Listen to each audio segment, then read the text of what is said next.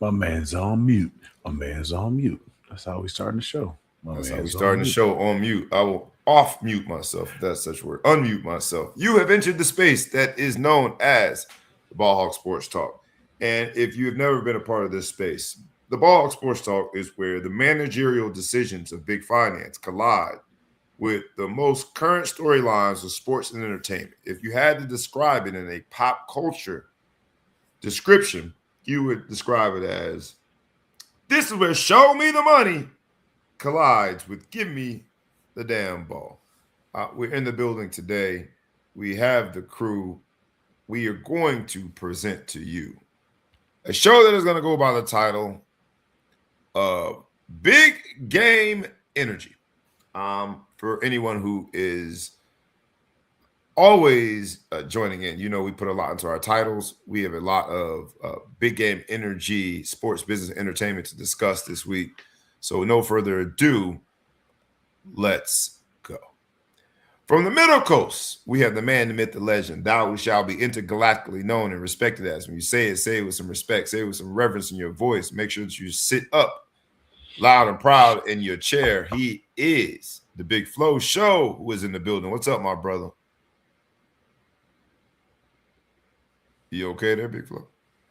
I'm ready, man. I thought you had more superlatives for me. That's all Oh, I got. I my bad. was I just didn't letting you mean to get be them all out, underwhelming man. in my superlatives for you, brother. Hey, man, what's good, man? What's good? America. Sometimes we have to miss these shows, and it sucks when we do. Life gets in the way sometimes of podcasting. Um, but you know what? We try to make time today. It's been a little bit of a slow news week, but we're here, man. We're here to give you what we have. We up in this thing, man, as they say down in Florida. We up in this thing, man. So let's get all up in it. This episode is going by the title of Big Game Energy. And before we get into the show, man, on March 4th, we, as a community in the Notre Dame family, as an entire community, we mourn the loss of Louis Leo Holtz. For those of us who had the blessing and the pleasure of being under his tutelage and knowing him, he is known as Coach Lou Holtz. And so before we get started, man, let's take a brief but meaningful moment of silence to celebrate a life that resulted in an amazing legacy and an amazing impact. And we'll get more into that after this moment of silence.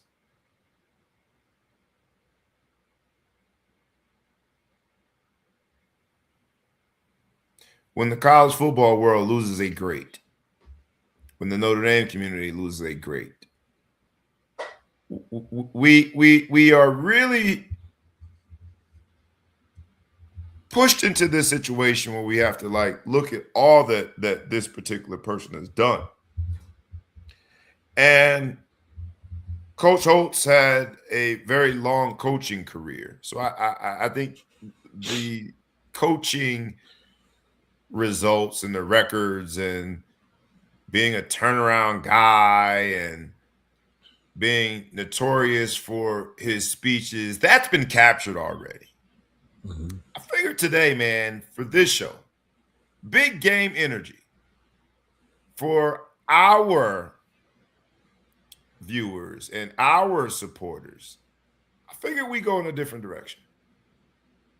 Anybody can look up Wikipedia and tell you his statistical output, how many wins and losses he has in terms of his record. Let's talk about him in terms of a big game. I know that you've had several, you played on him several big games. I had him for 2 years. He recruited me. But let's start there. I think it'll set the tone for what we're going to discuss today. And Mhm. I don't think there's anybody better as a coach. I know that for me, I didn't play under anyone that was better in preparing a team for a big game. No. I would go even further beyond just my own experience. I've talked to other players. You and I have talked about it. Set the stage for us when it comes to Louis Leo Holtz, aka Coach Lou. Big game energy. We got a big game week. What could you have expected, or what did you experience when it came to Coach Holtz in the big game weeks? Well, first of all, let me give a tribute to Coach. Um, everybody goes through every high school athlete that goes on to play college, and has choices. Anybody who went to Notre Dame had choices. You start thinking what kind of a guy you are. Am I this kind of guy, that kind of guy? If you're a basketball player, were you a Dean Smith guy, or were you, a Krzyzewski guy, or were you, one of those Huggins guys? Like, what kind of guy are you? So I think, I when you like look them at Huggins guys. They was I probably like the cool. Huggins guys, you know what I'm saying? Party But too. football, it's like, some people were just turned off by Coach Oates, some people were turned on by what he pause, what he was trying to do. And I think that, it's interesting now. Sunday, we'll have this Coach Oates memorial before the funeral. And I want to pay respects to Skip. Skip Holtz is his son that I played for, and my son actually got to play for a season, so that's kind of cool. Unfortunately, Coach Holtz's wife has passed. I don't really know the rest of his family, but you feel drawn We to got go and Kevin. pay. Kevin Holtz has watched this show and supported. Yeah, So shout I out don't know. to I everybody. never really got to know Kevin. I know that you have a relationship with him, Kevin's but a lawyer. with And me, yeah, it's you want to go and pay the respects, but really it's the camaraderie that you want to go. People who made the same choice that you made that came out. I jokingly said in our Notre Dame feed, like, "What time are we tailgating?" And some people gave me a hard time for saying tailgating before the funeral, but honestly, that's kind of the atmosphere and the energy that we're looking for, like the sports energy. I want to go back and see the fellas. I want to pay my respects to the man, but I want to go back and see the fellas. I want to tell the stories and talk about some of the things that we've had to. And sometimes it wasn't easy to play for Coach Oates. It was rough, but sometimes you bond through suffrage. You know what I mean? Like people who've been to war together. Those guys will be army buddies forever.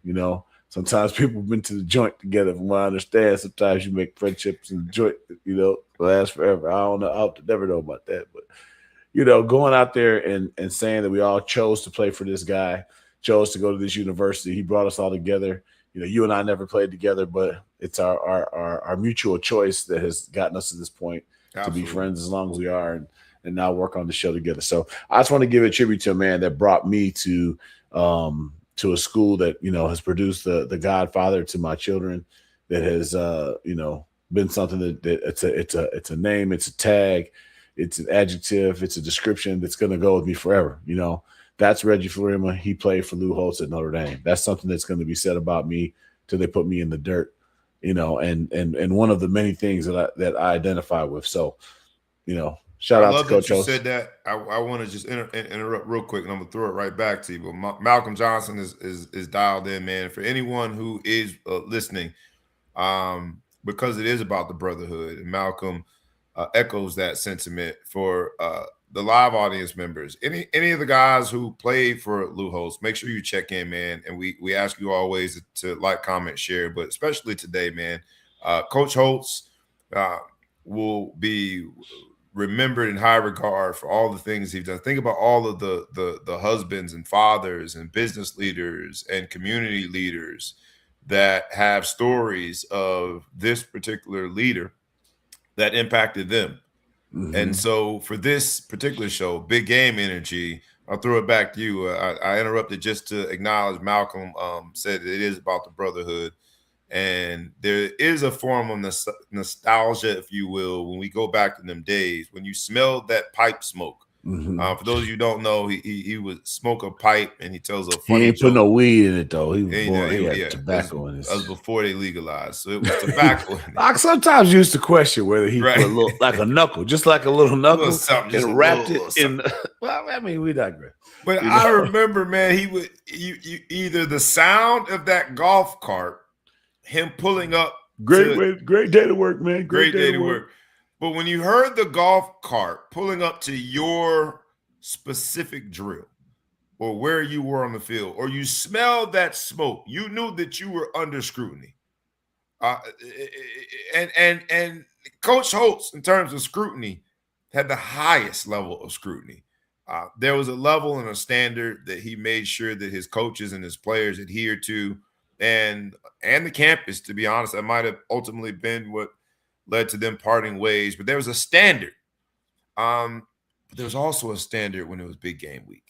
Hmm. And I'll throw it to you, man. I only had him for 2 years. I mean, the biggest game under outside of the championship season '88, neither one of us were there then. But the biggest game, you guys had reached the number one status.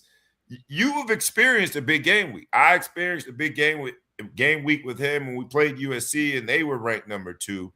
Let's talk about that. Let me preface it by painting a little bit of a picture of Coach Holtz. So here's a man that didn't have large stature, didn't have a lot of size, and he spoke with a lisp. But you never seen a man with a speech impediment speak with such confidence, right? And I say that to mean like when Oh, you you're tough. You waited till the man died to say talk. publicly a speech No, impediment. this is 100% compliment. When you sit down there as an 18-year-old person coming out of high school, where they Jones on people who are stutter Yeah. or anything you do, whatever, they're His all was over more of a you. lisp, but it was a pronounced lisp. When you have a lisp like that, and what did I call it? But I You said call it a speech impediment, which it Okay, is. I said I what was did I just call it? specifically. A You lisp. call it a So, speech impediment. yeah, Yeah, speech which it is. impediment. But like he had a lisp, but he didn't care. Like he spoke with so much confidence, and that's like when you come into Notre Dame, and again, this is going to lead into the game week story. When you come into Notre Dame and you're sitting down in the stands. First of all, Coach Holtz demanded respect. So when he came in the room, we had to bring our yep. See how that worked? I didn't have to tell him. He came in the room. You bring your chest back, elbows back, heels back. And I'm thinking, man, I'm not about to do this shit. And then you see all these people that you admire on the team do it. You're like, well, damn. So you start you off with that. Then he gets up there and he starts speaking in front of the group. He's got this list, but he doesn't care, and he goes right through it. Little things, little things. He had perfect penmanship. I know this sounds crazy, but like he could draw a circle on a board, and you could have put a compass around it. It would be a perfect circle. When he would write with, there's a commercial. I think it's a UPS commercial where the guy draws stuff and then he erases it and it's UPS, whatever. Coach Holtz was doing that back in the day. He would draw something on the board and then he would erase little things. It was good. People are seeing this. There's a lot of TikToks going around showing Coach Holtz's magic trick where he used to rip the newspaper famously and he would pop it out. Yeah. Even at 90 some years old, when he was out there saying this is the last public speech I'm ever going to give, he gets out there and he does this magic trick. Again, these are little things that he's psychologically getting in our head. Like he speaks with confidence. He's everything has a purpose. Nothing that he does is an accident. Everything is a purpose. Everything is purposeful. He does the magic trick. He does the one little thing where I don't know if he did this with you guys. He gets the biggest lineman in the room and he has them sit down in a chair, and then he'll get like 4 kickers and they'll take their fingers like this and go under the guy's arm and then under his knee, and they try to lift him up. Yep. And then he comes, then he's like, all right, they can't get the guy up. And then he's like, all right, I want you. And everything is so deliberate, so forceful. I want you to put your right hand over his head. The next guy next to him, I want you to put your right hand over his right hand. I don't want you to touch his hand. Make sure you're over the head. Make sure you don't touch each other. All right, left hand. Now we're going to take it off in the same order, in the same way. We're going to keep doing this back there. I wish I could throw the lisp in there, but I forget the words. But the bottom line is you have your hands over the guy's head. You pull it off. He's like, I just channeled your strength. Now you guys have worked together. You're going to work together. Put your hands under his. And when they lift this dude, they almost throw him through the ceiling. And you're sitting there in that chair, and you're like, "This dude has magical powers. He found a way." So I tell you that to say he starts off with his confidence. He shows you all these things he can do. Now he set the tone to believe. Like, I believe in this man. I believe this man. I don't know what it is to him, but I believe him. You know what I mean? The day before the game, what do we do? Relaxation period. He'll get you down. He'll put you down. Everyone's sitting in the field house. Complete meditation. Relaxation, for those who don't know, is a meditative state where he turns off the light in the room and he is talking to you. Now, remember, most people that put you in meditative state have this beautiful 1970s radio voice. This man has a lisp, and yet he's able to put us in a meditative state. The carpet. Your arms totally relax. Picture yourself in a warm setting. A brook, a meadow. Jesus Christ is holding your hand, right? He's like, your arm is totally relaxed. If someone went to punch you, you couldn't even lift your arm to defend yourself. You're totally relaxed. And then he'd be like, picture yourself being successful. You come down the stairs, you tap the sign, and there they are. Crimson shirt, yellow pants, crimson helmet, but they're not ready. And he would start telling you all the stuff like that. So you're sitting there, Every once in a while you catch a snore, but most of the time you're sitting there listening. You're on every tip. He's I went to sleep describing. every time. He put me to sleep. He would describe exactly how you're going through it. That you're walking down here, imagine yourself totally. He come down, big kick. He comes back. You get the song. You hug your family. You sing the song, or you sing your song to the student section. You hug your family. We're totally successful. You win. He gets you to visualize everything. Again, he's so deliberate in every aspect of preparation and doing whatever. We had to play game of the century. Charlie Ward was the quarterback. Spike Lee was in attendance wearing Florida State uniform on their side. O.J. Simpson was the sideline reporter. Notre Dame didn't have lights back then, so they used to bring lights in on trucks, and they'd have trucks parked around all the perimeter with big lights hanging over in the night. So it was like a movie scene coming out there. Florida State came off the plane, and they had green hats with the FSU or whatever. So it's like they tried to take our colors. They are ranked number 1. We were ranked number 2. They were saying this is the best team ever. Coach Holtz we had a bye week before. So Coach Holtz I don't know what it is. I should have looked it up, but he has an amazing record coming off of a bye week with 2 weeks to prepare. Big game energy, baby. Big game energy. He talked about what's going to go on. He talked about how this game was going to go. And he convinced us that they don't have a chance to beat us. And he's like, man, this sucker doesn't even need to be close. and I remember thinking to myself, like, there's no fucking chance that they're gonna win this game. Yeah. There's no way. And for 3 5/10 quarters or whatever, 3.5 quarters, we dominated them. Yeah. And honestly, if you go back and you watch the game, there was one of our safeties in the end zone. I think we were up 21 points. Goes for a pick. If he picks the ball, it's great. If he knocks the ball down, I believe it was 4th down. If he knocks the ball down, great. He tips the ball in the air. Receiver catches it. Now it's 14. They end up coming back and scoring. I believe in my heart, if we are up 21 points, they quit. At this point, it's like they quit. And now we have too many. It's too big of a lead for you to come back and say that they're better than us at the end of the season. Like you can't lose by 21 points to a team, and then 2 games later, all of a sudden you're better than they are. So that's kind of the way I saw it. But in my opinion, the energy that he built in the atmosphere. One thing I would say about Coach Oates, he put a lot of pressure on a lot of people, and pressure breaks pipe, pressure makes diamond. So a lot of people were pipes in the Notre Dame career I was there. Some might say I was one of them, and some people became diamonds out of that stuff where the pressure was there. But I would argue that he made a lot of diamonds, even if the diamond wasn't realized in that during your eligibility. I say, and I don't say it just because you're my partner here, but just seeing what you, as a father, have done, as a business person, have done. I think, and that's why I say big game energy, getting us. I remember similar to that, but I remember the beginning of the week, he would psychologically break you down. Oh yeah, we don't even have a chance. They're so strong. They're great. They're great at this area, that area, and we couldn't get on. What did he say? We couldn't get on those arc because we don't have 2 of anything. Yeah, he used to have these one-liners. Crazy one-liners. Damn, you think we suck, huh? But he would build the other team up so high on this pedestal earlier in the week, and now, God rest his soul, I understand it. He needed your attention in the beginning of the week to make sure that you were focused in practice. Mm-hmm. He needed you to respect your opponent to make sure that you paid attention in film. He needed you to really think about schematically what they were doing so we could create our own game plan and master it. Mm-hmm. And then as the week went on, the pendulum would swing. When we have that good practice, the pendulum will swing. And then by the end of the week, like you said, inevitably, it doesn't have to be close. Big game energy. Shout out to Coach Lou Holtz. Did a lot for a lot of people, continues to do a lot for a lot of people. His legacy will live on. I know that a lot of players will be going to South Bend, where the services will be held on Sunday. There will be a viewing, I think at the Basilica. I imagine the Basilica.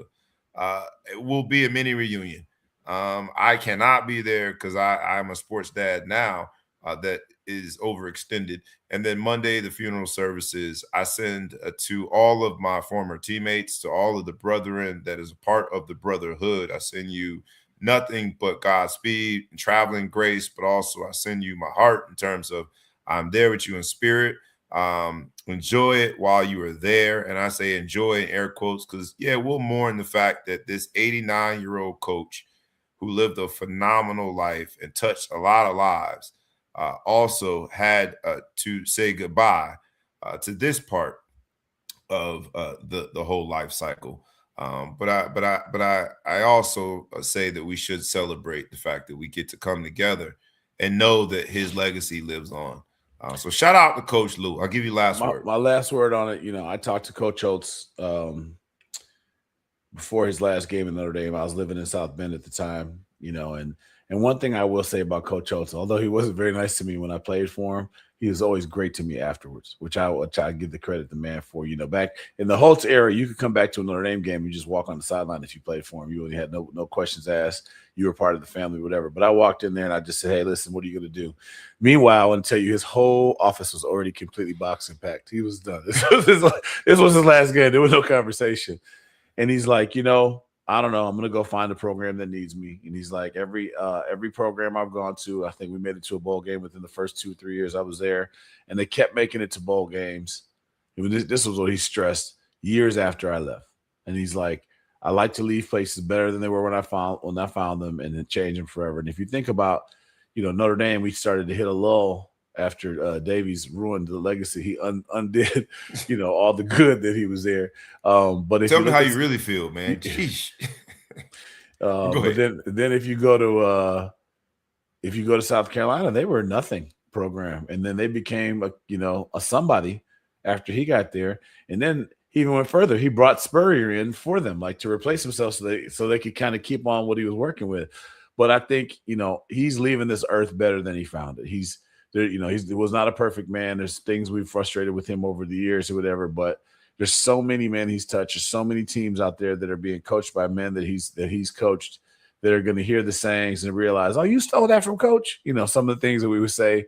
And I just think, him dying just memorializes that and gives us a chance to reflect. So again, I'm honored to say that I played for him. I'm honored to say that I made the same choice you made and Malcolm made and Lance listening to right now.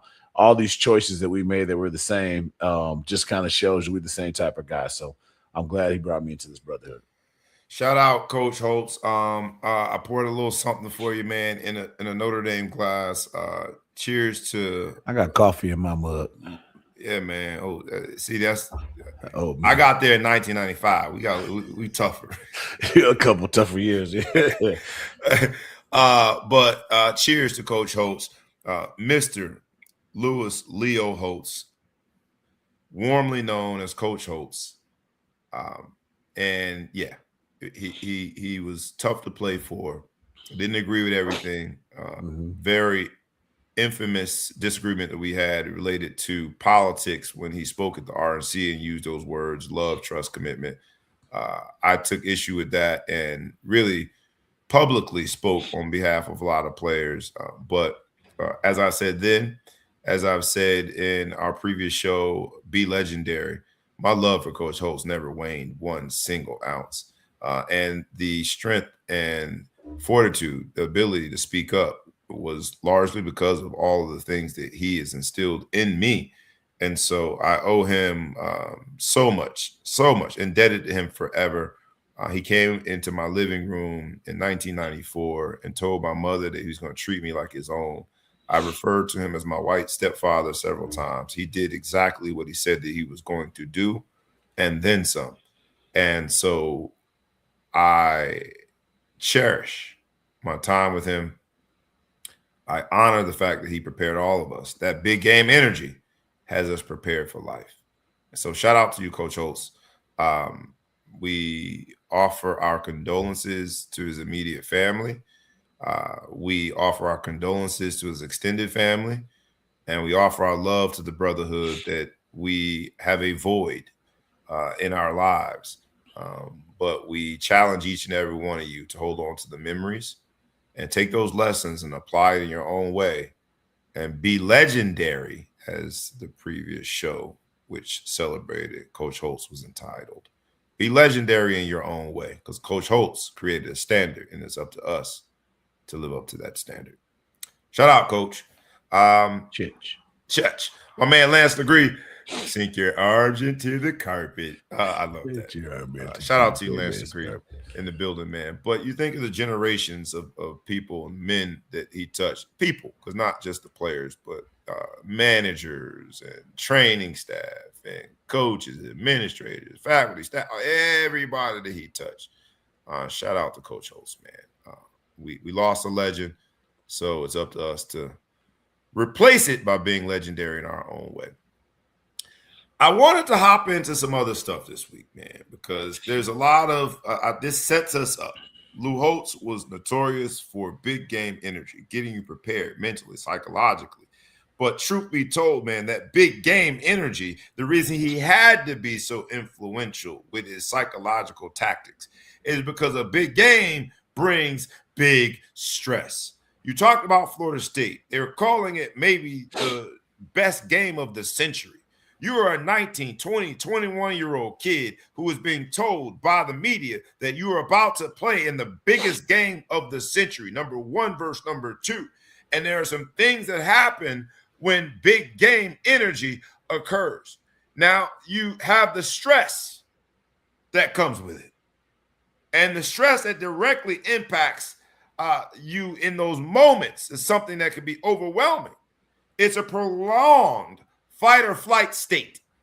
The scientific form of it, it says, is primarily driven by the overactivity in the sympathetic nervous system and the HPA axis. I don't know what that means, but it sounds scientific. It floods the body with adrenaline and cortisol, leading to a rapid heart rate, heightened blood pressure, muscle tension, and potential brain structural changes like a shrunk hippocampus. I don't know. Is this all off the dome, or do I sense a teleprompter? No, some of it's off the dome. Oh, wow. I'm pretty impressed, because I'm in the dictionary. Go ahead. Yeah. I messed you up, messed up your flow. I apologize. You good, man. I'm doing both. DJ, put the beat back on. Hold on, sorry. But that level of stress is what comes along with big game energy. The other part of big game energy, because that's for everybody. It's the energy that surrounds the game. But there's another big game energy when you're having a big game. And they call it the in the zone. The scientific term is the flow state. As an individual, not collectively big game energy, but as an individual, you having one of them games where it seems like everything is going right. And if you're a basketball player, you can't miss a shot. You're a defensive lineman. Every doggone tactic you use seems to be getting back past the offensive lineman. Those little break dance you just did, you getting blocked. Yeah, I don't know. You got to commit to. I don't know, what was that, a rip or a swear? That's what it looks like to the untrained. That's how I imagine it in my head. Sink your head into the carpet. See, if I was ever a defensive lineman, that's what I would do. That's probably why I never played. But you're in a flow state. It's big game energy. You're individually having a big game that provides an energy, an out-of-body experience that takes you to the flow state. That's where I want to start. It is the Ball Hog Sports Talk, y'all. It's where the managerial decisions of big finance meet the weekly storylines of sports and entertainment. And this week's weekly storylines have to start with, I'll start with SGA. SGA has now topped Wilt's 126 straight 20-plus games. SGA is now at 127. That brother spends a lot of time in flow state. That brother knows how to really engage when it comes to big game energy. I know he's got that interesting accent. I know he's Canadian. I know there's a lot of things that we might not be all in on. But shout out to SGA, man. 127 straight, 20-plus point game totals in the NBA. I know people right now and rec basketball. What's the Catholic League? Whatever it's called. CYA. It's people in CYA that don't have 127 straight 20-plus point games. There's people in Lifetime Fitness. And what's the other one? 24. What's the other one called? Everybody plays basketball in. Old men. What's it called? I can't Men's think of league. Gym. What's the name of it? Men's league. Men's league. No, but the gym that everybody plays in. I'm tripping. East Coast, baby. I don't know. East Coast. Well, it's one of these. I don't hoop. I play in Lifetime. There's another one that everybody plays in. I'm tripping right now. I can't believe. Rucker Park. Not Rucker Park. What are the gyms, man? I don't know, man. LA Not Fitness. YMCA. LA Fitness. What's the name of it? LA Fitness. LA Fitness. LA Fitness is one too that people go play basketball, adults. But there are people that don't have 127 plus 20 point. Most people don't have. So SGA is doing it in the NBA. Shout out to SGA. He's in the flow state most nights. And so you got to give him respect. I want to give props where props are due. SGA breaks Wilt's record. So shout out to SG and A for being the quintessential big game energy guy. Also in this week, you had Luka. Luka went for 51 last night. Luka's highest point total is 73, which puts him on that list of all-time highest scorers. He had the sign and everything, but this week he went for 51 in LeBron's return last night. Luka goes for 51. Shout out to Luka. I don't think anyone's ever challenged him on the offensive side. All his questions have been on the defensive side. But Luka had 51. Big game energy. The rim seems as though it must be really big, and it just can't miss. Flow state. Big game energy. Nobody questioned how many shots he took. Nobody questioned whether or not it was a byproduct of his opponent. None of that last night. Shout out to Luka. I know you're a LeBron man, but Luka stole the night last night. That's because LeBron wasn't playing. He played last night. Damn. He had 18. But he did say he deferred. He said he deferred. I then got to give credit where credit is due. And it is something that we ain't even got to say it. We could put it up here. My man Ant-Man said it. Ant-Man spoke on Kawhi. And in speaking in Kawhi, he said this. Speaking on Kawhi, the Ant-Man said this. Kawhi had 45 points against Minnesota. The face of the league, as I'm willing to call him now, said this. In all honesty, Kawhi may be one of the best players to ever play the game when he's healthy. I think a lot of his peers feel the same way about him. If he's healthy, 100%, ain't no stopping Kawhi. So, I mean, you got to deal with it. He dealt it to us tonight again.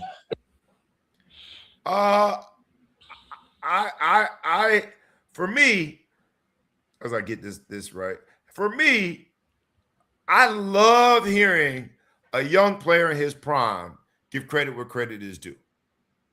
We know that Ant-Man is on a tear right now, but to hear him give Kawhi his flowers in real time, to hear him also acknowledge from a career standpoint that Kawhi might be one of the best of all time, says something about Ant-Man. Now, Kawhi did have 45 points, a very efficient 45 points, went 15 to 20. But to hear Ant-Man say about Kawhi, he might be one of the best to ever play the game. It said a lot about Kawhi, but also said a lot about Ant-Man. Big game energy. Big game energy.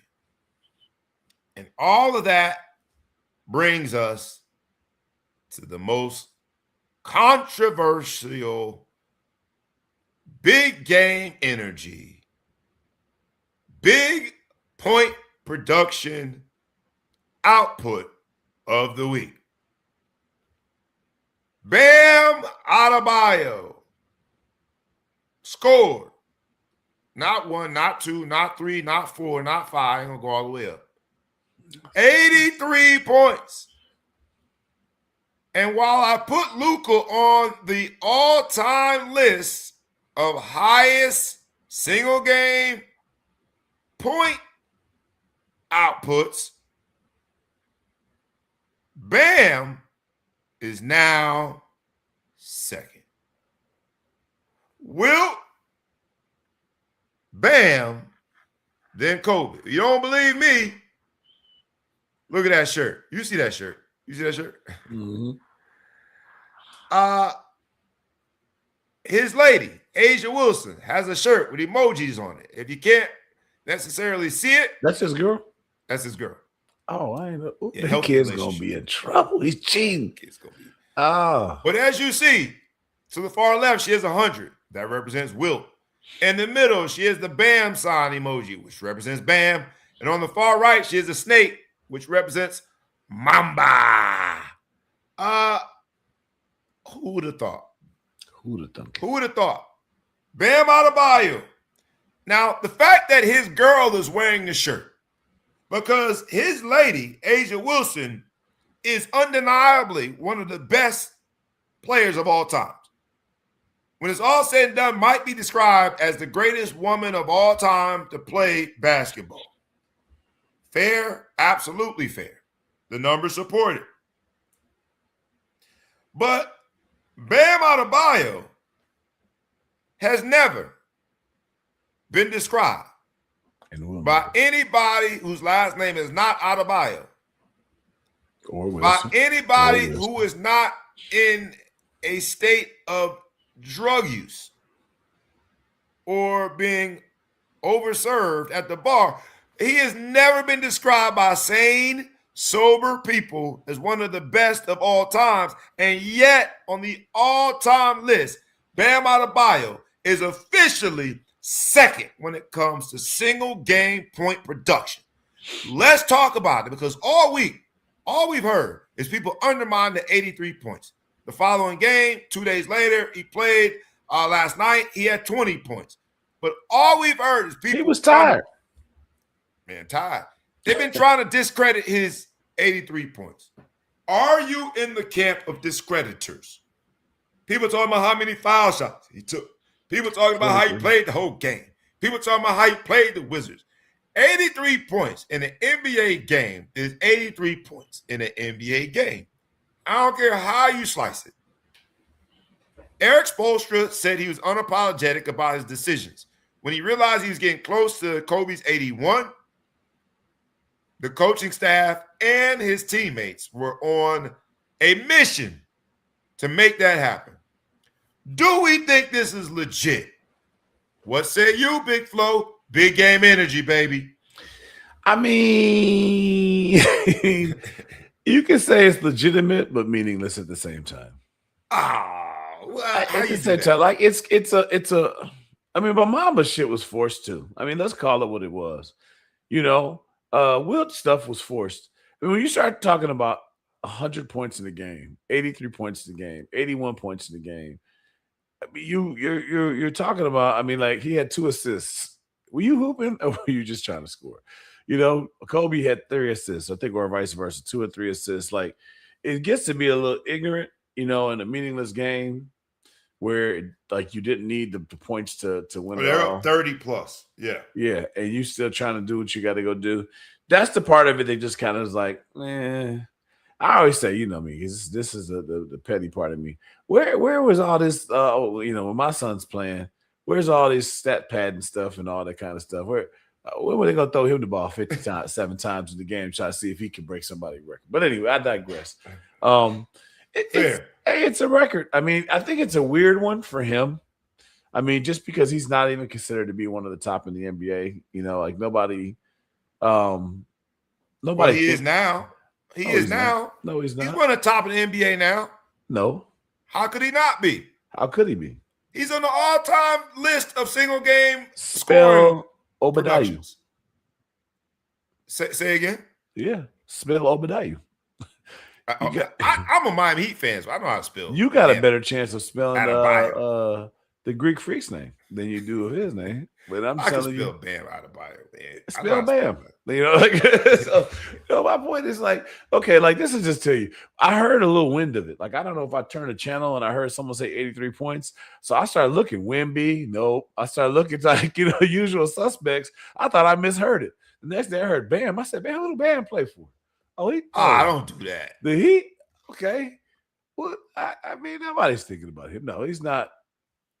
At the end of the day, he went. He was playing against NBA players. I'm gonna go with Mustafa on this. You don't want him to score 83. You don't want him to break Kobe's record. Stop. I'm not saying you don't want him to. It's legit. He broke the record. Just not the record because he's second. It reminds me kind of when Strahan like got the sack record and Brett Favre gave him that sack at the end or whatever. When you start chasing the record, like he's chasing it, then you're gonna have some stuff in there that's crap. I heard some stuff about Jordan the other day, where when he got the Defensive Player of the Year, that he was credited with more steals than the other team was turnovers. They try to say he had like 8 steals. That's the scorers table, man. And the other team said, so I'm just saying, like, does that mean Jordan didn't play good D that year? No. What does that mean? That they padded some stats. He averaged 2 or 3 more steals at the crib than he did on the away game. So, there's a lot of fluff in there. Bam is not one of the best. No. Hold on. Objectively speaking, because that was a subjective statement based on your opinion that Bam is not one of the best. I'm going to be objective here and use just the data. He is absolutely one of the best when it comes to scorers because he is second all time, only behind Wilt Chamberlain. You know that dude Wilt who scored 100? Well, right below Wilt is a man named Bam. Okay. It's there, bro. Based off what you're saying, then LeBron's better than Jordan. I mean, let's just do what we're doing. I mean, I'm just saying, you guys are so selective when it comes to stats and records and shit. Now this dude is one of the best. Of all time, when you talk about all-time scorers, yes. LeBron is the best. Yeah, but when you say he's the best all-time scorer. Say it with your mouth. He's the best all-time scorer. But all-time doesn't require you to say, okay, how many years did he play? No. Where's all the asterisks with Bam? I didn't see any asterisks come out. Bam played the same number of minutes that everybody else played that night.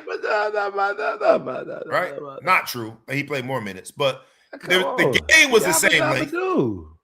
Yabba dabba do, man. What Bam to me is on the all-time great list because at the end of the day, there's gonna be a list that comes out. Single game scoring totals. And for the foreseeable future, Bam is going to be second. And the fact that Bam is over Kobe has a lot of people upset. But you saw, let me make sure I show it again. You see the shirt. This woman. You didn't even disclose that when you showed me this picture this morning. That was his woman. I didn't know that was his woman. That's his woman. I thought that was just something. I'm saying. I thought that was a neutral party. It's his girl. Where she got that made up at T-shirts R Us? What does that mean, huh? Hey, Bam. Oh, I'm sorry. Wilt, Bam, Mamba. That's what it is. That's the list. In that Wilt, Bam, Mamba. Now, I ask you this. Do you think this puts Bam in the category? I'm gonna punch you. Do you think he's going to be a Hall of Famer? No. For what? All right, so hold on. Let me the basketball that he scored at 8/3 point will be in the Hall of Fame, yes. He's a 2-time NBA final. Next to his name, but not his picture. He has 2 NBA final appearances. So do I. You went to? I bought tickets twice. He's a 2-time Olympic gold medalist. So what? 5-time all. Did he start on those teams? Did he start in the Olympics? No. 5-time all defensive team. He was the first team in 2024, second team 2020 to 2023. He was the 17th pick, I think, in the draft. No, he was 14th pick in the 2017 draft. He's a 3-time All-Star. And now he is second on the list for single game scoring productivity. Nobody would have probably said Bam is a Hall of Famer before this game. Does this put him in a position where I mean, you gotta not first ballot. I'm not saying first Did ballot. he start an All-Star game this year? He didn't make the All-Star game this year. Oh, He's not. He's never gonna win. he's one of the greatest. He's never. He's one of the greatest. And this season, he didn't make the All-Star. He's not gonna win scoring titles ever in his career. Career scoring. You just said He's never averaged more than 20. he's not an All-Star this year. The year that he scored 83 points a game, this year he's not an All-Star. He's not one of the best. Last year. He's not one of the best players this year. Yeah. But now we're talking Hall of Fame. Let's just anoint his ass. Let's just anoint his ass, as Coach Oates would say. Get the fuck out of here. Come on. He had a great, the team had a great effort. They decided they wanted to put 83 points on the team that's trying to tank for who's the best basketball player. All I'm saying is this, bro. A man scored 83 points. Come on, man. Your favorite player, whoever your favorite player is right now, and I think I know who he is. Your favorite player's favorite player? Is that what you're trying to say? No. I'm going to say your favorite player never did what Bam did. And scoring has always been Kobe. And neither did your favorite player. So shut the fuck up. Mine scored 63. Didn't do it. Kobe didn't do it. Mine scored 63. He's on the list. What? Mine scored 63. He's on the list. Who's your favorite player? Michael Jordan of all time. Oh, so now we just making a list. Where's the goalpost? In the end zone, at the 20-yard line, at the half line, in the locker room? He's on the list. He's on the list. So LeBron don't have any? He's not on the list anywhere? Nah. No. I don't even know why LeBron plays basketball. He's trash. Yeah, I wouldn't say LeBron's trash. trash. He's trash. He's not. He never scored. He's not as good as Bam. 63 He's not as good as Bam, obviously. You've got Dame Lillard scored 61. You got Luka scored 71. There are people on the list. Their asses then. Those guys are all the greatest. Why are we talking about Jordan anymore? Everybody that's Bam on is that better list, than Jordan, because he scored 83 points in the same season he didn't make the All-Star team. But think about the list that I just rattled off. All of those are Hall of Famers. And so while we want to discredit Bam, all week everybody's been laughing at Bam. Bam scored 83 points on NBA players. It wasn't like he went over to the junior EYBL. Do you think the other team tried to stop him from scoring 83 points, or you think they wanted to see it too? They triple teamed him at the end because they didn't want him to break the record or not. And that's crazy. We keep calling it the record. We put Wilt in a league of his own. They did not want him to eclipse Kobe. They had 3 people on him at the end of the game. So yes, they tried unsuccessfully. And yes, his teammates tried to help him eclipse Kobe. They did so successfully. And yes, his coach kept him in the game. And yes, the referees called the fouls. People are saying he went to the foul line 40-something times. I saw every foul. You did? You saw every foul? Yeah, there's a lot of these people. You didn't even watch the game. No, I saw the clip of it. Someone compiled every foul. Someone compiled every foul. Lying to these people all early in the morning, man. No. Someone compiled. I saw the video where someone compiled every foul shot that he took. They showed the foul that created the foul shot. And so every one of them was a foul. There were 2 maybe questionable ones, but none such that the referee just decided out of the thin blue sky, I'm going to blow the whistle. There were fouls. I'm not a fan, Kobe, man, but when you roll back over from rolling over in your grave, I apologize on behalf of the Ball Hawk Sports Talk that we're celebrating this man, that we're holding this man who's not even a current All-Star. 83. Because he went out there and manufactured the thing. But it's fair and square. He scored the points. What it means is absolutely nothing. Nobody cares. Well, then we got to throw the whole list away. Then don't give me a sign with Luka holding 71. Don't give me a sign. I didn't hold a sign up. But we all celebrate the signs. We all write that number and celebrate the signs. Throw away the whole list if it doesn't mean anything. You told me that Kobe was aiming for something specific when he had, even in his last game, he scored over 60 and he shot 8,000 shots. That's just what the NBA is. And so why do we discredit Bam? Why are we going to individually take Bam? Not discredit, but not overly inflate. He's getting the credit that he said that he deserves. We talked about him for the first time. How long have we been doing the show? 6 years? Something more? I'm talking about I'm a Miami Heat fan. It's the first time you've ever mentioned his name on the show. I wouldn't say that. I mean, you can't think of nothing. You over here like, why you drinking? Why you nervous drinking? Just sipping, trying to buy time. You've never mentioned his name on the show. I'm not a about big Bam basketball every fan. week. As a Miami Heat fan, I don't like Bam, but I gotta respect him now. 83 points. It is what it is. Okay. 83. That's in the He's books. got your respect. Bam. Let him know, Congratulations. baby. Hold up. Let me show you the picture one more time. Let's see it. From now on, go get your T-shirts, baby. It's I just Wilt can't with wait to 100. see if we're still alive to see what their children do. Yeah. It is a bit surreal that the person that is his biggest advocate has a much more credible argument for being one of the best. He trying to get 83 points so he can get the big piece of chicken at the house. Is that what you're trying to say? So he Maybe, can finally man. try to say. Do you think she even when they're She at was home? there. She was there. But she said that she had done something like went to the restroom and grabbed something to eat, and she's a big superstitious person. And she came back, he missed a shot, so she went in the back. But shout out to Bam, man. Analyzing 83. I never thought that we would be this critical of someone that scored 83 points. That's the thing that's baffling me. It's people that can't make an open shot at the trash can with a balled up piece of paper that's trying to discredit this man's 83 points against NBA players. Yeah. Y'all ought to be ashamed of yourselves. You ought to be ashamed of yourselves. Big game energy. The game doesn't get any bigger. Well, I guess it got bigger once in the whole history of the NBA. When Bam's someone the scored second best 100. player to ever play the game. Say again? He's the second on the GOAT list. I wouldn't go that far. I mean, that's what you said. I'm not saying that. He's the second on the single game scoring list. That's a fact. He was, you know why? Because everybody was tired from being at the All-Star game except him. He was fresh.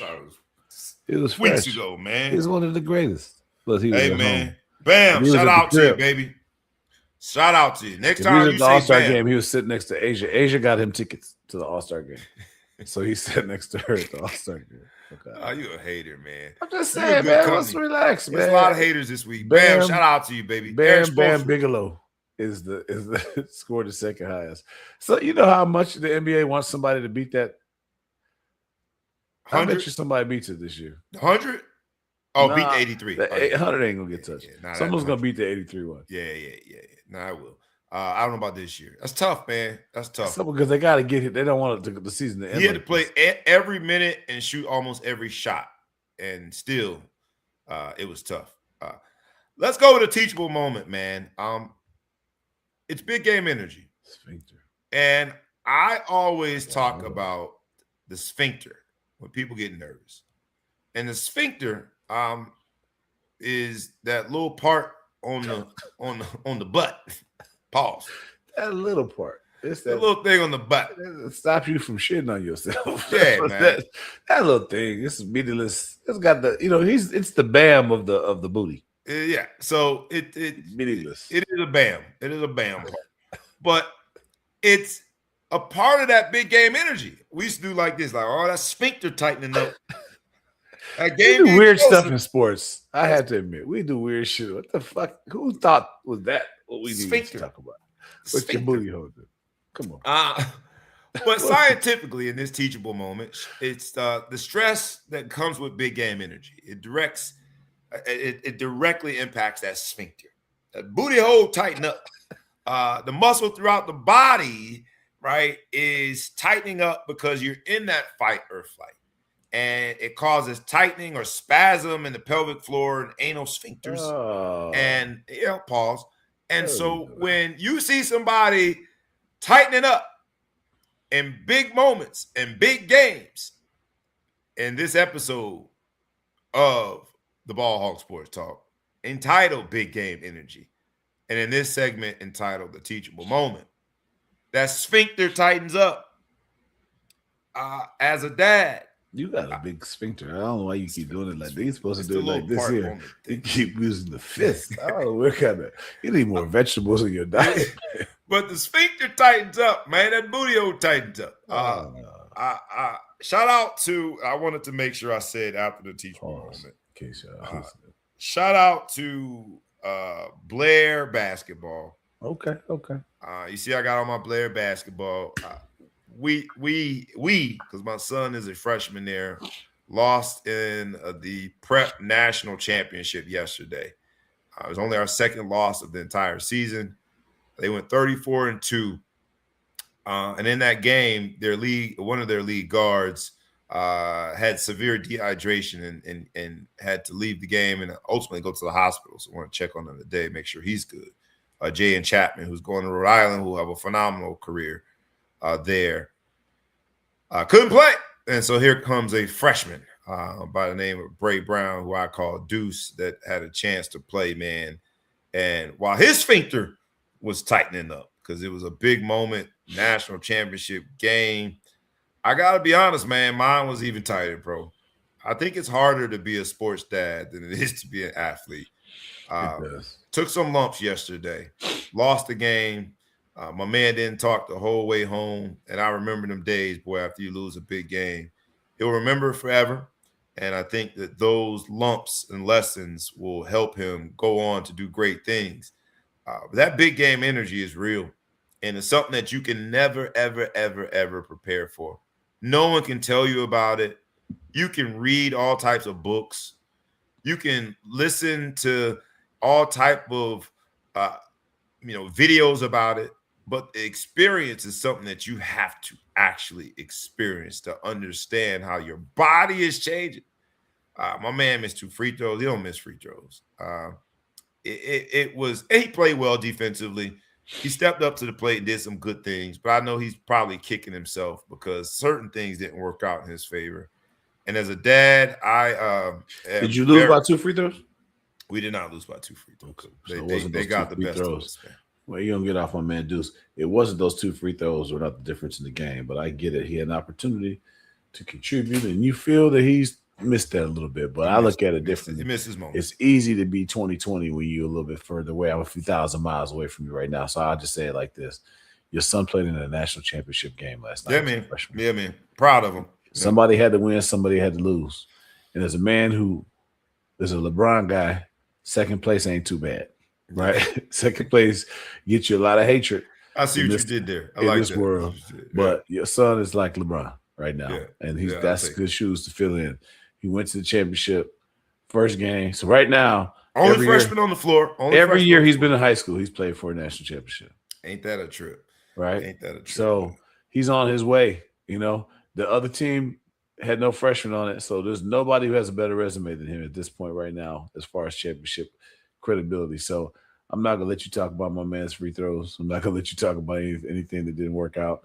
He went there and they played, and then next year he's gonna have this experience that no one else had when he goes and wins it. So, and I think that's the part, and I appreciate you saying that, bro. You talked me off the ledge this morning. I was ready. I was like, man, I can't do a show. I was down to the dump because that big game energy doesn't just stay with the athlete. No. Everybody who's emotionally invested in that athlete, right? The teammates, the girlfriend, the mom and dad, the grandparents, people watching at home, the classmates. We all are emotionally connected to that big game energy. And I'm proud of them.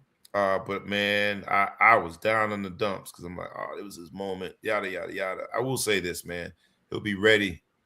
Even more ready next time, having gone through it. Ready next week. Wait till AAU comes.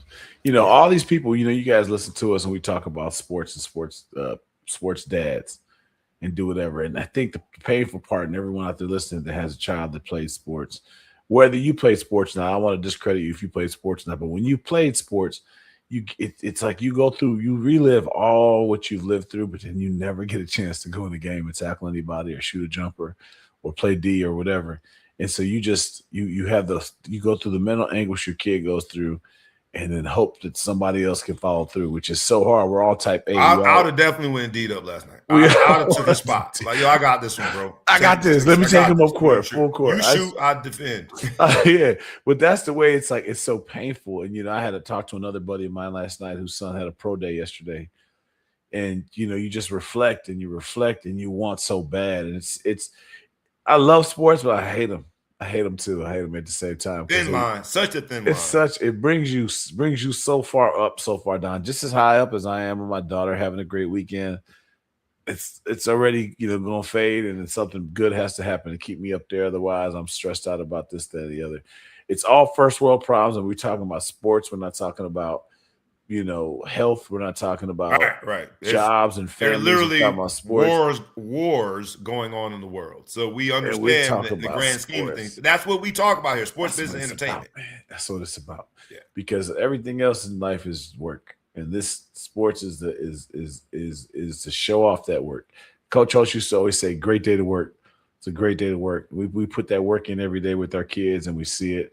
We just want to see it work out for them. But yeah, those other kids on the side of the court, they put in work too, and it yep. worked out for them. Somebody got to win. That's why when sometimes people pray for victory, do you think God really cares who won? I mean, do you really think He going to care who wins this game? Who has more Christians on the team, or whatever faith that you follow? Who prayed the loudest? That's who's going to win the game. I don't think that's the way it works. But that's the same thing you do in a fight or flight situation. That sphincter tightens up. You pray, and so I think people just naturally default to putting it in someone else's hands because you're so nervous, right? And look, they're starting five. Shout out to Newman, the Newman School up in Massachusetts. They won the national championship over Blair from New Jersey last night. We beat them earlier in the year, and it's tough to beat a good team twice. They're starting five. Had a kid that's going to Illinois, a kid that's going to Michigan, a kid that's going to Penn, Princeton, Brown. These are all kids that have earned an opportunity to play at the next level, and out rolls Deuce as a freshman. So I'm proud of his presence on that court. I'm proud of the lessons that he's learned. I'm proud of what is going to come. But boy, as a sports dad, sometimes it is tough, man. My sphincter was in all bad shape yesterday, bro. I think we hit our playing. sphincter quota. Yes, sphincter. For the show. No more booty. No more booty talk. No more booty talk. Shout out to Blair, though, man. Great season. Coach Joe Montegna and that entire crew, led by Deron Rippey Jr., who is going to Duke and going to do some amazing things there. Yeah, you have big Coleman, who's going to go to Texas. They got some players who are going to go do big things at the next level. My man Zay Carroll is going to Penn. So shout out to all the seniors that are departing. Shout out to that team. Hell of a run, man. 34-2, the winningest team ever at Blair, which has a history of producing both college and professional athletes and basketball, NBA guys, and Olympic athletes. So to say that this is the winningest team ever was a hell of a run. But that big game energy last night, we were on the wrong end of it. Someone's got to win. Someone's got to lose. But the lessons last forever. That's what we took from Coach Holtz. And getting to that place psychologically that you're ready to take on the world. I know the Deuce will be ready for it, more prepared for it the next time. But shout out to Blair for a great basketball season. 60 minutes to play and a lifetime to remember it. And a lifetime to remember. The Big 12. This is March Madness. This is where, what a lifetime to remember. We got all of these conference championships going on, right? And you've got your two halves to play, but a lifetime to remember. Some of these teams have to win in order to make it to the big dance. The Big 12 decided, because they had the LED floors that had all type of animations and graphics that some people liked, but there were players that didn't like it because one player said it was hurting his eyes. But the Big 12 is also rife with a lot of the projected NBA draft picks. There was a player who's projected to go, I think, top 15 lottery pick that slipped and got hurt. And now the Big 12 is going to replace the LED floors and put hardwood back on it. Do you like that decision? And big game energy, you don't want something to be in the hands of a structural decision like LED floors. They're glass floors, and there are players that said that they were slipping a little bit more than the hardwood floors. Do you like this decision? You think the Big 12 make the right decision? Yeah, I'm all about players first. I watch a lot of times in football and basketball too, where you'll see people going down and they bump into a cameraman, and the cameraman doesn't move, right? They almost kill themselves, with the guy there.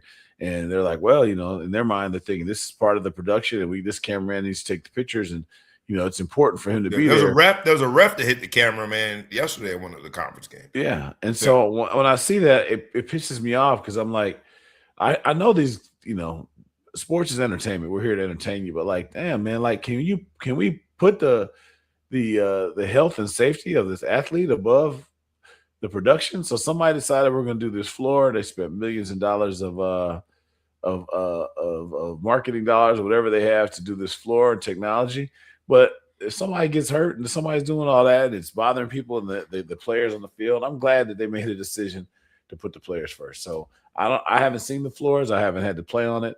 I'm sure that I could still dunk on one, and I don't think that would take my vert away from me. But at the same time, like hats off to the Big 12 for taking it away. Now, somebody should get slapped that they didn't do some test marketing and have people do a couple practices on this thing.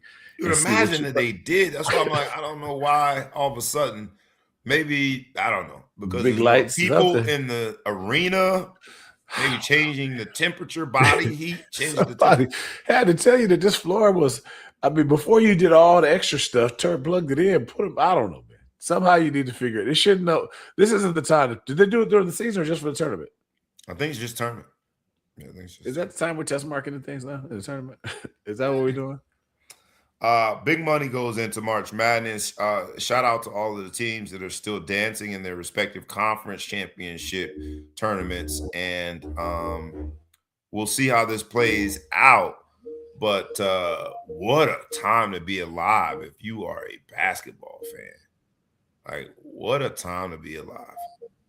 Great time to be alive.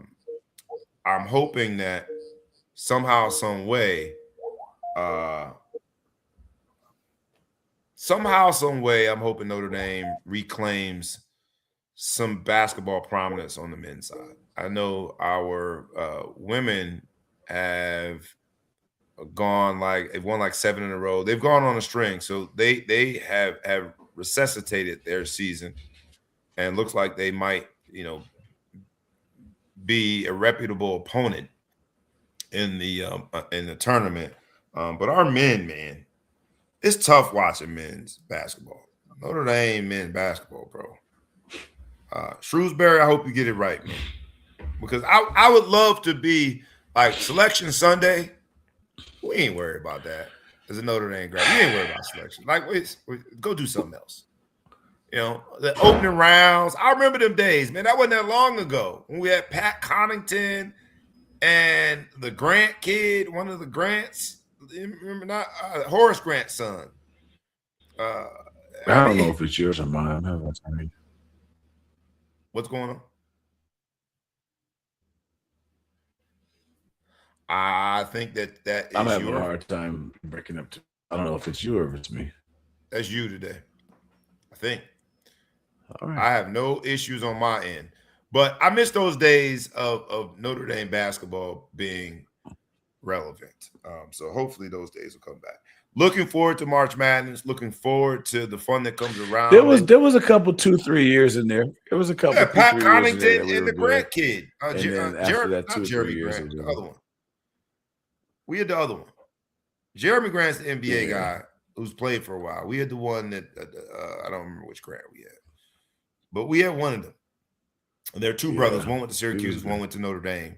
We had the younger one, and had a nice collegiate career. Got drafted high. Yeah, Pat Connaughton. We that was a run, but we haven't had one in a while. So shout out to all the teams, all the alum, all the fans that your team is still in it. Any predictions? Who do you think gonna win it all? I mean, Duke's the easy pick, but that never happens. The easy pick rarely wins it. If you had to pick right now, before the brackets come out, before you even see the seedings, just based on your gut, who would you pick? Miami of Ohio. They lost.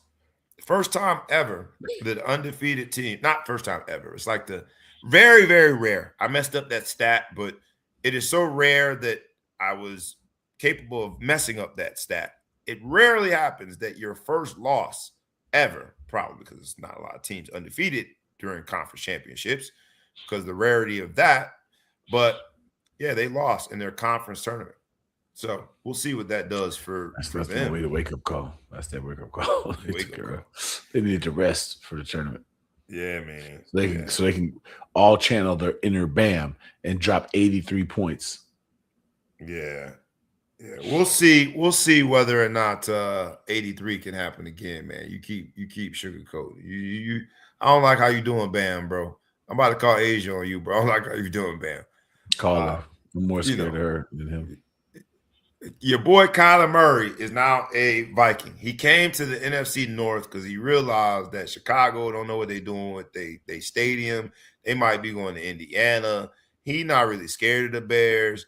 Kyler Murray came to play alongside or maybe replace JJ. Well, I don't know what's going on, but Kyler Murray is in Minneapolis, the Twin Cities. He's going to be a Viking. As a Bears fan, are you scared? Of who? Kyler Murray. Stop playing with me, man. You're sure to be scared of him. I can't. Hey, bro, that's heightism, bro. You can't do that. That's fine. Do that. No, you know what? I don't like the move for Minnesota. I still think JJ McCarthy is a quarterback of the future. I think that, he had a rough start with some injuries and, just kind of get thrown to the wolves. I thought it was a huge, huge mistake to get rid of Sam Darnold when they did. I thought, keep this guy around for a year or two. What a great way to keep. First of all, your team was doing great. Why would you take it away and give it to JJ? I think you meant Super Bowl champ Sam Darnold. That's what you're Super Bowl champ Sam Darnold. I rooted for him. You're not gonna get me the backpedal on that. But yeah, why get rid of this guy who's been balling and do whatever? Your team is doing great. And why not give JJ some time to develop? He's coming off of injuries, doing whatever. I don't like bringing Kyler Murray in because Kyler Murray's not a locker room guy. But hasn't JJ shown that whether it is a propensity to get hurt or just bad luck, but he's shown that he might not be available at some point during the year? I get it, but what are you bringing Kyler in to be the backup? Or you're bringing him in to take over? The way I read it is they wanted to increase the quality of their quarterback room. That is a very, very politically correct way to say they haven't decided yet. I just don't think he's the guy. Like, I don't know who the guy is, but I think you got to bring in a vet that is comfortable, that knows his role, that maybe, you bring in a Flacco, you know what I mean? Bring in a guy that's been around that knows he's kind of on the way out. I think you said that to kind of throw a jab at me as a Cleveland Browns fan. But it's cool. I'll take it.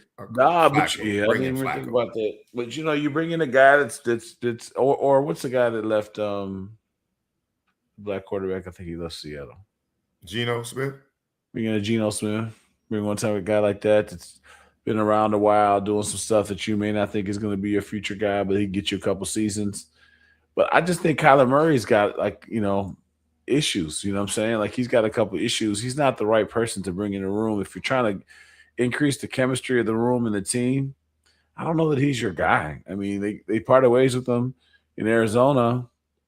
You don't really hear about that at the quarterback position. You normally see not with the guy that you really think is doing something. I don't know. I just heard so many negatives about him personality wise and work ethic wise. The question is whether or not he's locked in, whether or not he watches film. I don't think that's what you bring in with your young guy that you've invested the first round draft choice in.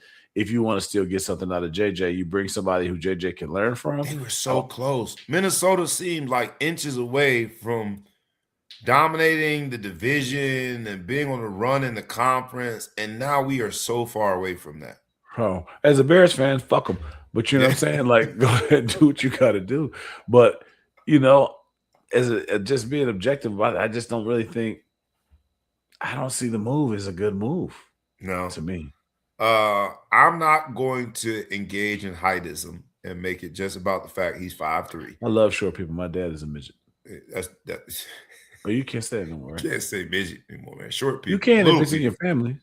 No, you can't. You can't say no. My dad is little, and my little. mother-in-law. You say little. L-I. You can take little. And my mother-in-law even littler. So littler. I love both of them. Yeah. But you love you know, I don't know about Kyler Murray. That's the reason that I don't like it is not because of his height, just because of like, hey, he gets hurt a lot So because of his you style of brought in a play. guy that gets hurt a lot to work with another guy that gets hurt a Yeah, lot. You yeah. figured that one of them gonna be straight. Law of averages. Somebody gonna be available. Law of averages. Kyler Murray in Minnesota. We'll see if that works out. Minnesota fans are expecting a lot because when you're on the cusp of being the next team, right? They were at some point for the NFC, they were mentioned in the same regard as like on the same trajectory as Buffalo. And that has taken an abrupt about face 180. They've gone in the wrong direction. So we'll see if Kyler Murray is able to help that out. We always end with a ball hawk spotlight moment. You know what it is, man. You got the ball, it's passed to you in the middle of the floor, and all eyes are on you. We've suspended the lights. We got them LED floors, baby. We got them Big 12 floors. So the lights is bright. I don't have a And headache. I can hoop on anything. It don't there matter you nothing. go. You know what I mean? You know what I'm saying? We versatile, baby. But the spotlight is on you. The ball is in your court, and no Ball pressure Hawk whatsoever. Sports is, they say we say we're sports, business, and entertainment collide, and I like this story. Go ahead. Bryce Huff, 27-year-old defensive end for the 49ers, part of the Philadelphia Eagles Super Bowl team. At age 27 is retiring. The first thing we think is, oh damn, is it concussions? Is it this? Is it that? No, he has a company called Neverstone, whose mission is to build infrastructure that's going to combat lithium-ion battery fires. Now, you think about lithium-ion battery fires. When you're on a plane, they want you to hold it within your I can't eyesight. stand that, man. I Yeah, missed the plane because that lady made me take a battery. I'll never forget that. once you take the Away plane back. out, they say that the Tesla. If you ever Google Tesla fires, those are like nuclear fires. If you see how bad those things burn, so I think it's smart that he's chasing this business idea. Hopefully, he still has wits about him. He had a good season last year: 30 tackles, 6 tackles for a loss, 4 sacks. For interior lineman. Oh no, defensive end, so it's average, low average probably. But he had productivity. He still was in the NFL. But for him to stop to go pursue business, you know, I like that about him. Most people usually football breaks up with you. So when you break up with football, I think that's something. If you're at peace with, I think that's a good decision. So shout out to Bryce. Best of luck. If you got some pre-pub IPO stocks I could buy, let a brother know. I love it, man. You went deep in your gym sock for that one because I don't know who Bryce is. That's Bam cousin at the family. You talking about you don't know who Bam is? I never He knew who relates Bryce to was. Asian. You he He, related to him on he the didn't have girlfriend 83 side. sacks. He didn't have 83 sacks. He related to him on his girlfriend On his side. girlfriend's side. You went deep in your gym sock for that one. Shout out to him though, man. I'm telling a joke, but what is not funny is the fact that that's a great example of what players should be trying to do and pivot and create opportunities. So shout out to Bryce, man, rooting for you. My ball hog spotlight moment is from Memphis, Tennessee, the home of 8-Ball and MJG, Orange Mound. That's before your time, little young whippersnapper. You don't know nothing about no 8-Ball MJG. You don't know nothing about that. Lay it down. Don't make me start playing. Daddy Fat Mac. You don't know nothing about that. Sunday morning, I'm still yawning from the night before. See what I'm talking about? I had to pass the sign. Welcome to Orange Mound to get to this sports and entertainment complex that housed Nike's Junior EYBL Super Session. So it's all the 6th and 7th graders that are playing on the Nike Junior EYBL circuit. I got to see it. And I bring it here to a ball hawk spotlight moment because never in my wildest dream did I imagine I would see, on average, on every court, with the top teams, 6'8", 6'9", even 6'10", 8th graders. But also to see the amount of money that Nike is pouring in at the grassroots level says that this is where we're going. This is the Ball Hog Sports Talk, where the managerial decisions of big finance meet the weekly storylines of sports and entertainment. And we didn't do a show last week because I was in Memphis, Tennessee at the Nike Junior EYBL circuit, Super Session circuit, seeing how sports and business and entertainment collide. Nike, who is on the not even Mount Rushmore, they're alone. They're in their own stratosphere when it comes to them as a shoe company in the basketball space. Adidas is trying to catch up. Under Armour had their 13 seconds, and then Steph Curry left. Puma has done a phenomenal job of flexing its muscles and getting to at least have a position. New Balance is still trying to figure it out. They ain't been lapped yet, but they're far behind. Nike is breaking world records when it comes to investing in basketball in these United States. And to see them doing it at a grassroots level, these are 7th and 8th grade kids, says a lot about where the direction of basketball is and all the money that's been put into it. So with that, what is that stuff? Do you hear something? Mm-mm. You Did you can? see the Nike contract that they gave to Love? To Jeremiah Love. Yeah. Oh, I thought you meant Kevin Love. No, I did So, not see. 10 Nike years, gave him a big contract. 10 years, $75 million contract for a running shoe. So I like the way that they went with that. So since he's a running back, they're trying to have him be endorsed, kind of push their new running shoe line that they're going to go do. That's so smart. And I he thought ran that's- very fast at 40 at the combine. Yeah, and good he for has him. run very fast To the in bank. all the videos that I've seen. Shout out to him. With that being said, man, this has been a great show. It has been the big game energy episode of the Ball Hog Sports Talk. Ball Hog Sports Talk is where the managerial decisions of big finance meet the weekly storylines of sports and entertainment. If you had to put it in pop culture terms, it's where show me the damn money meets just give me the damn ball. And with that, any final words? I'll give you the last word. I don't know what that sounded. I'm hearing background noise. So well. I'll give you the last word. No, I'm all good. You're all good. And a great show. We appreciate the contributions for those who did contribute. For those who didn't, it's still not too late. Like we ask you every week, please, we ask you humbly, like, comment, share, tag a friend, tag a foe, tag anyone that you know. And please subscribe to both our YouTube channel and our podcast on Spotify. It's been the Big Game Energy episode of the Ball Hog Sports Talk. The way we started is the way we'll finish. Shout out to Coach Luho and all of the brothers of Notre Dame who will be celebrating his life this coming weekend. Travel safe, enjoy each other's company, and remember all the great times Coach Holtz. Remember his preparation that he has provided for us, Big Game Energy, and use that same preparation in life as husbands, as fathers, as community leaders, as church leaders, anything and everything in between. Big Game Energy. Big Game Energy. Ball Hawk Sports Talk. And with that, we is out. Peace.